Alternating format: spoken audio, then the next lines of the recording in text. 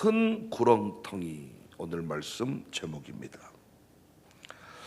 로댕의 생각하는 사람, 프랑스 조각가 오기스트 로댕이 1880년에 제작을 시작해서 1904년에 완성한 대표적인 청동 조각상입니다.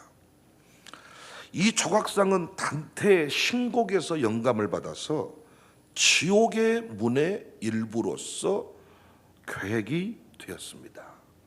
고통받는 인간의 형상들을 수십 번 드로잉하고 수정하고 부분 조각의 형태를 만들어서 이루어진 작품입니다. 고도의 주조 기술과 자금이 필요합니다. 10단계의 과정을 거쳐서 이 작품이 만들어졌다고 해요. 작품은 한 개가 아니라 전 세계에 8개가 있는데 첫 작품은 미국 필라델피아 미술관에 있습니다. 프랑스, 일본, 스위스 등에도 있고 7번째가 서울 삼성문화재단이 소유하고 있다 합니다. 단테가 12년 동안 쓴 대표적인 서사시 신곡. 이 신곡은 판소리처럼 이탈리아어로 부를 수 있습니다. 고대 로마 최고의 시인 베르길리우스와 젊은 시절 짝사랑했던 베아트리체의 인도를 받아서 사후 세계인 지옥, 연옥, 천국을 여행하면서 신화 혹은 역사적인 인물들을 만나서 이야기를 나누는 그런 내용입니다. 이를 통해서 당시 기독교 신앙과 기독교 윤리 철학을 고찰하는 그런 내용을 담고 있습니다. 지옥에 관한 묘사가 아주 구체적인데 형벌을 받는 곳으로 이렇게 묘사가 되어 있어요. 대부분 자신이 저질렀던 죄를 다시 되돌려받는 형식입니다. 몇 가지 내용을 언급하면 과하게 탐식을 하면 괴물에게 잡혀먹는 형벌을 받아요. 저는 이 얘기 듣고 좀 두려웠어요. 제가 음식을 과하게 탐하잖아요. 자고 일어나면 배가 고파요. 인색하거나 낭비하면 돈주머니 같은 돌을 굴리는 형벌을 받아요. 인색한 인생들은 이 단테의 신곡에 의하면 계속 돌 굴리면서 산다는 거예요. 앞을 내다보는 점술가들은 더 이상 앞을 내다보지 말라는 뜻으로 머리를 180도 뒤로 돌려버려요. 위선자들은 겉은 화려하지만 속으로는 고통스러운 금빛의 납망토 입는 형벌을 받습니다. 타락한 성직자 지도자들은 지옥에 가 있는데 지옥의 가장 밑바닥에 있는 얼음 지옥에 갑니다. 당시 유럽에 알려져 있는 사후 세계에 관한 정보들을 수집해서 쓴 내용이 단테의 신곡.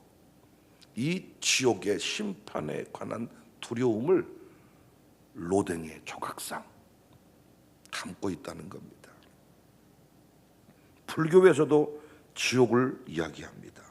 불교의 경전 중 하나인 예수시왕생 7경, 죽은 후 49일 동안 시왕의 심판을 받게 되는 과정을 이야기하고 있어요. 그 무슨 영화에 영화에 이 내용을 담고 있습니다. 이 경전에 의하면 죽은 이가 시왕에게 심판을 받는데 이 심판을 받을 때 가족과 친지들이 지극한 정성으로 공양하고 제를 올리며 경전을 독송하면 죽은 이가 구제를 받을 수 있다. 이런 내용을 담고 있습니다. 이 시대 영화에서도 사후 세계, 특히 지옥에 대한 언급이 많습니다. 누군가는 절망, 배신, 질병, 불의가 가득한 현재의 삶이 지옥이다 이렇게 말하는 사람도 있습니다. 물론 또 어떤 사람은 지옥이 어디 있어? 라고 말하기도 합니다. 여러분은 어떠세요? 지옥은 있다고 믿으십니까? 지옥은 없다고 생각하십니까? 지옥은 또 어떤 곳입니까? 지옥은 분명히 있습니다. 예수님이 친히 말씀했어요.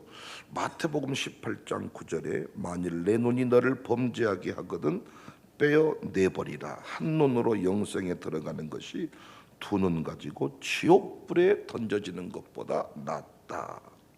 오늘 본문에서도 지옥에 대한 이야기가 나와요. 음부라고 표현했어요.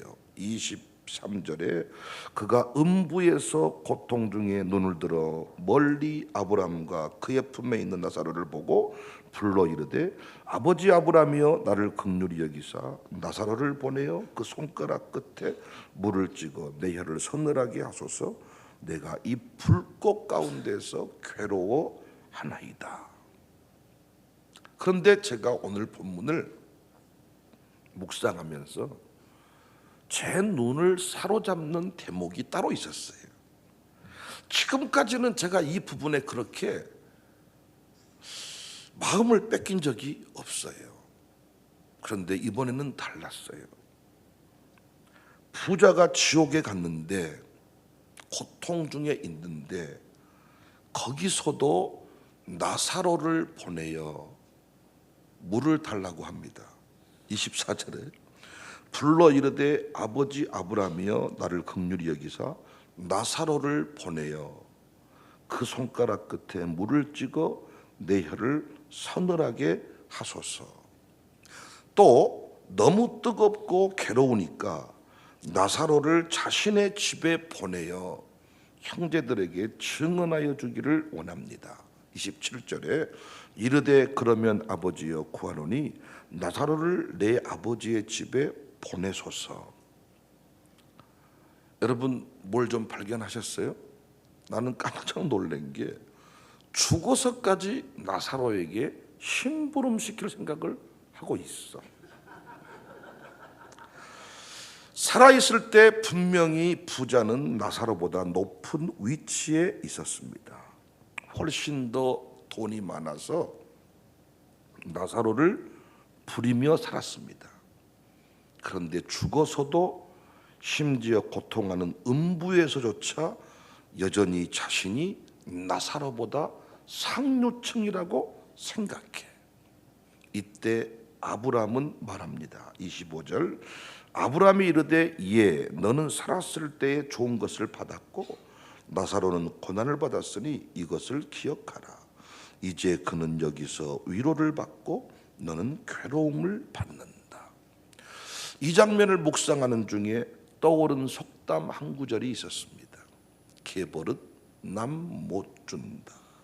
이 말이 떠올랐어요. 살아서도 개같이 살더니 죽어서도 개같이 사는구나. 저는 지금까지 본문이 단순히 천국과 지옥 이야기인 줄 알았네요. 근데 본문을 다시 보니까 천국과 지옥 이야기가 아니라 완악한 마음, 교만한 마음, 회개치 않는 당시 바리새인과 서기관을 꾸짖는 비유의 말씀임을 제가 새롭게 깨닫게 되었습니다. 오늘 본문 비유가 불의한 청지기 비유에 이어지는 말씀이잖아요. 앞부분 보시면 8절 주인이 이 옳지 않은 청지기가 이를 지혜 있게 하였으므로 칭찬하였으니 이 세대의 아들들이 자기 시대에 있어서는 빛의 아들들보다 더 지혜롭다. 불의한 청지기 비유 아시죠? 잘리기로 작정된 놈이 지 마음대로 주인에게 빚진 자를 불러서 탕감해줘 버린 거야. 거기서 그 유명한 말씀이 나옵니다. 9절에 내가 너희에게 말하노니 불의의 재물로 친구를 사귀라. 그리하면 그 재물이 없어질 때에 그들이 너희를 영조할 초소로 영접하리라. 13절에도 보면 집 하인이 두 주인을 섬길 수 없나니 혹 이를 미워하고 저를 사랑하거나 혹 이를 중히 여기고 저를 경히 여길 것이니라. 너희는 하나님과 재물을 겸하여 섬길 수 없다. 14절 바리새인들은 돈을 좋아하는 자들이라. 이 모든 것을 듣고 비웃거늘. 무슨 말을 해도 바리새인과 서기관들은 비웃어요. 이때 이어지는 말씀이 부자와 나사로 비유였습니다. 새롭게 여러분도 다가오지 않습니까? 단순히 예수님 믿으면 천국, 안 믿으면 지옥, 이 얘기가 아니라 멸망당할 수밖에 없는 부자의 영적인 상태, 살아있지만 오늘 또 미소 지을 수 없는 지옥을 살고 있는 상태를 정확하게 우리에게 보여주는 거예요. 26절 그뿐 아니라 너희와 우리 사이에 큰 구렁텅이가 놓여 있어서 여기서 너희에게 건너가고자 하되 갈 수 없고 거기서 우리에게 건너올 수도 없게 하였다. 큰 구렁텅이 차스바 메가 에스테릭타이인데 큰 틈 간격이 설치되어 있다. 원문으로 보면 그러니까 예수님의 말씀을 받아들이지 않기 위해 엄청난 차단벽을 설치해버린 것 같은 상태, 달라도 너무 다른 부자들의 영적인 상태를 정확하게. 이 부자가 누굽니까? 당시 바리새인과 서기관들이라니까요. 큰 구렁텅이. 야, 나사로를 보내어서 자기 형제에게 증언해달라고 합니다. 살아있을 때도 자기 집 앞에 놓여 자기 집 앞에서 구걸하고 있던 이 거지에게 밥 한 끼 제대로 베푼 적이 없던 인간이 지 목마르니까 나사로를 시켜서 물 떨어뜨려 달라며 자기 집으로 나사로를 보내서 증언하게 해달라고 합니다. 그때 비유에서 아브라함이 말합니다. 29절 아브라함이 이르되 그들에게 모세와 선지자들이 있으니 그들에게 들을지니라. 30절 이르되 그렇지 않습니다. 아버지 아브라함이여 만일 죽은 자에게서 그들에게 가는 자가 있으면 회개하겠습니다. 말해. 그 다음 예수님 말씀이 통쾌해버려. 31절 이르되 모세와 선지자들에게 듣지 아니하면 비록 죽은 자 가운데 살아나는 자가 있을지라도 고난을 받지 아니하리라. 네 담임 목사가 전한 말씀도 안 듣는데 무슨 부흥사가 와서 얘기하면 듣겠냐? 그 심령이 어린아이와 같은 인생, 큰 구렁텅이가 없는 인생, 그 구렁텅이를 넘어간 인생은 어린아이가 말을 해도 들어, 양육사가 말을 해도 듣고, 부목사가 설교해도 은혜 받아. 얼마나 교만한지, 얼마나 완악한지. 큰 구렁텅이가 있어 넘어갈 수가 없다. 저는 오늘 본문에 그 부자가 도저히 건널 수 없는 완악함의 큰 구렁텅이가 새롭게 해석이 되었네. 이 말씀을 보니까 우리 교회도 이 부자의 삶을 살고 있는 사람들이 보이더라고요. 얼마나 완악한지, 얼마나 교만한지. 이야, 사람들을 대할 때도 눈을 아래로 깔아보면서 자신의 인생에 아픔이 많으면서도 목사한테 기도해 주십시오 말 한마디 안 해. 해보세요. 계속 해보세요. 하나님이 선물처럼 주신 이 믿음의 공동체를 무시하면서 계속 눈 깔고 한번 살아보십시오. 이 완악함의 구렁텅이 얼마나 큰 구렁텅이인지. 당시 바리새인과 서기관 종교 지도자들의 멸망이 도저히 건널 수 없는 큰 구렁텅이 때문이다. 건널 수 없다. 오갈 수 없다. 지옥에서조차 회개하지 않는 이들의 이 잘남을 보십시오. 지옥에서조차 회개하지 않는 그 나사로를 섬기지 아니했던 그 완악함의 모습을 회개하지 아니한 채 나사로를 보내서 물 떨어뜨려 달라네. 나사로를 보내 자기 집에 복음 이걸 증언해 달라고 하네. 아니, 선지자가 있다.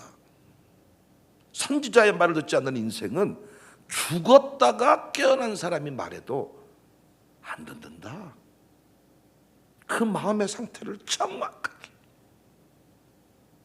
로마서 2장 5절에 다만 내 고집과 회개하지 아니한 마음을 따라 진노의 날 곧 하나님의 의로우신 심판이 나타나는 그날에 임할 진노를 내게 쌓는도다. 우리 버전으로 매를 버는구나. 매를 버는구나. 내 자녀에게 어떤 작은 문제만 와도 하나님 내가 교만했네요. 하나님 내가 목사님 설교에 아멘 하지 못했네요. 오늘 본문 어떤 의미에서 잘 읽지도 않고 왔으면서 설교하면 고개 갸우뚱한다니까요. 자기에게 필요한 얘기 있으면 와닿는 얘기하면 조금 불편한 얘기하면 뭘 쓴 척 하는지만 다 보기 싫다는 거예요.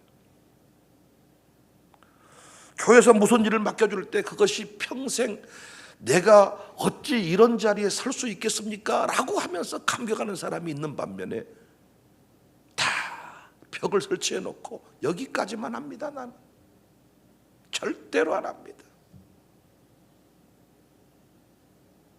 사랑하는 여러분, 부디 이 부자의 마음, 큰 구렁텅이와 같은 교만함, 완악함의 마음을 버리고 어제 설교했던 대로 물된 동산과 같은 심령으로 살아가시기를 바랍니다. 부디 순종하십시다. 부디 부자가 건너가지 못한 그 완악함의 구렁텅이를, 이 큰 구렁텅이가 있어 갈 수도 없고 올 수도 없다. 하나님 앞에 겸손함을 가지고 오늘도 갈망하고 은혜를 주십시오. 은혜를 주십시오. 담임 목사가 설교해도 아멘입니다. 김 목사가 설교해도 아멘입니다. 이시르가 설교해도 아멘입니다. 양 목사가 말해도 아멘입니다. 가자 그러면 가고 오자 그러면 오고 합시다 그러면 하고 부르짖어 기도합시다 그러면 부르짖어 기도하고 부르짖어 기도하자 그러면 누가 기먹었답니까? 헌신합시다 그러면 내 형편 대보시오 한가? 하여튼 무슨 그렇게 핑계가 많고 무슨 가슴에 화가 많고 뭐 말하면 분노가 팍팍 뿜어대는데 너 그 완악함의 구렁텅이, 온갖 더러운 것이 가득한 그 구렁텅이, 지옥을 묘사한 단어일 수도 있고 음부의 고통, 이 음부가 그 당시의 바리새인과 서기관들은 이미 경험하고 있는 음부가 아닌가. 지금 살아있는 비웃고 있는 바리새인과 서기관들에게 이 말씀을 비유로 주신 거라니까요. 우리 어제 말씀처럼 아니 너의 슬픔이 변하여 기쁨으로, 근심이 변하여 위로로, 그리고 너로 인하여 시작된 기쁨이 공동체 가운데 확장되게 한다고 했는데 과연 교회 가운데 기쁨과 영광을 누리며 살고 있는가? 오늘 또 출근하면서 기쁨으로 출근하시는가? 이놈의 직장 썩을 놈의 직장 하며 살고 있는가? 사랑하는 여러분, 주님이 말씀하셨잖아요. 불의한 재물로 친구를 사겨라. 돈이라는 게 통증 완화 효과가 있지만은 문제는 뭐냐? 그 돈이 나중에는 돈만 남기고 사람을 이기적으로 만들어서 돈만 남기고 내 곁에 아무도 없게 한다는 거예요. 돈 있는 인생아, 그 돈을 열심히 풀어서 친구를 사겨라. 돈에 우리가 유익함도 있었지만은 돈에 문제도 있었잖아요. 이 말씀을 가르쳐주면 그 말씀을 따라 살아갈 때 우리는 천국을 살고 물된 동산 같겠고. 할렐루야. 난 우리 교회가요, 언제부턴가 순수한 신앙의 모습들, 나이가 들어갈수록 다 사람이 완악해지고 진짜 큰 구렁텅이, 건널 수 없는, 너무 차이가 달라, 느낌이 너무 달라, 우리 교회가 좀 긴 편이잖아요.